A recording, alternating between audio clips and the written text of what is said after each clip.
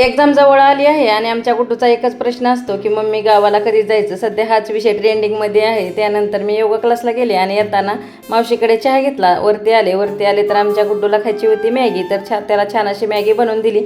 त्याला मॅगी बनवून दिली तर माझी पण मॅगी खायची इच्छा झाली. तर मला चायनीजमध्ये मॅगी आवडते. तर त्यासाठी मी कांदा, टोमॅटो, वाटाणा आणि शेंगदाणे घेतले होते आणि छान अशी चमचमीत तिखट मॅगी लागते मला. तर मी मॅगी बनवत होते. तर मी खूप फूडी आहे. नॉनव्हेज तर मी खूप खाते आणि दुसरेही पदार्थ. फक्त मी गोड कोणताच पदार्थ खात नाही आणि रोज 1 तास योगा करते. त्यामुळं माझं वजन वाढत नाही आहे, तेवढंच राहतं.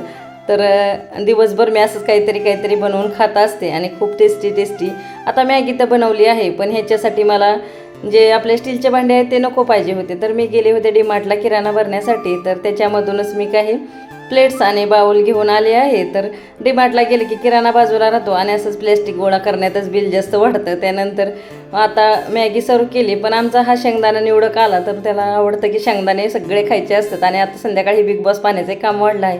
त्यानंतर मी किराणा भरायला घेतला. तर मी हा तांदूळ वापरते दावत रोजाना गोल्ड आणि त्यानंतर किराणाही सगळा भरून घेतला. आता मला पार्लेजीच आवडतो आणि हे मला खूप ओरडतात पार्लेजी बिस्किट खातं म्हणून. कारण मी घरात एकटीच पार्लेजी खाते. तर हे म्हणतात चांगलं नाही, पण तेच आवडतात. तर संध्याकाळी हा सोपला आणलेला बार मी ट्राय करून पाहतो होते भांड्याचं डिशवॉशरला. तर ट्राय करायचं चालू होतं आणि आमच्या गुड्डूचं असंच काहीतरी चालू असतं.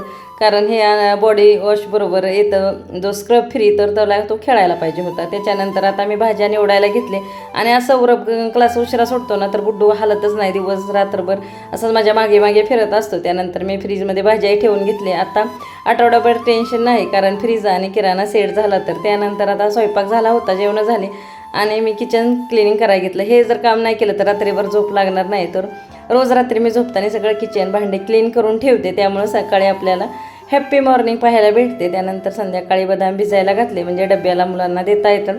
आणि आमचं स्टँड इग्नोर करा, कारण आमचे गॅसवाले आहेत. आम्ही तर स्टँडसुद्धा आमचं गॅसचा सिलेंडरच ठेवला आहे. त्यानंतर संध्याकाळी गुड्डूची बॅग भरून घेतली आणि सकाळचं त्याला लवकर स्कूल असते. तर मी गेले होते डीमार्टला. तर यांनी मुलांना चप्पल घेतले. पण त्यांना घेतल्यावर मी अशी मम्मी आहे, तुमच्या इकडं असं असेल की मुलांना घेण्यासाठी हट्ट करतात. पण मी मुलांना का घेतलं तर मला हे पाहिजे म्हणून हट्ट करून घेतलेलं हे चप्पल. आणि माझ्याकडे एवढ्या चप्पल झाले आहेत. आता एक स्टँड तर फुल झाला आहे. त्यानंतर संध्याकाळचं फेसवॉश. तर आजचा दिवस तर खूपच छान गेला आणि संध्याकाळी ही कामं आवरली तर सकाळ खूप हॅप्पी मॉर्निंग होती.